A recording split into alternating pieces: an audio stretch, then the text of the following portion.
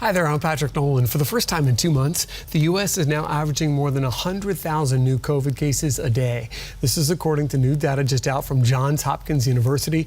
The death rate is also on the rise. An average of 1,600 people are dying each day from complications from COVID-19. We haven't seen numbers like these in more than a month. The numbers might not be a huge surprise because it comes after millions of people traveled for Thanksgiving.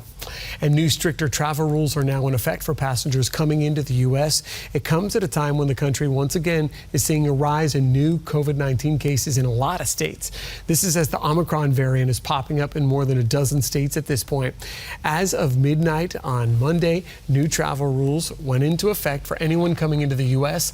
All passengers have to show that negative COVID-19 test at least one day before departure, regardless of your vaccination status. Any foreign national who travels into the U.S. has to show that that person is fully vaccinated. Right now, the U.S. does have a travel ban on anyone coming from South Africa and several other South African nations. A heads up if you're in Lee County, especially near the water, the Florida Department of Health issuing a health alert after reporting finding harmful blue-green algae toxins. They say the blooms at Davis Boat Ramp are especially bad. Officials reminding you not to swim. You don't even really want to go near that water if you can avoid that algae. If you come into contact with it or if your pet does, you want to wash the skin and clothing with soap and water ASAP. Those are your headlines. I'm Patrick Nolan. Now here's meteorologist Cindy Pressler with a look at your weather.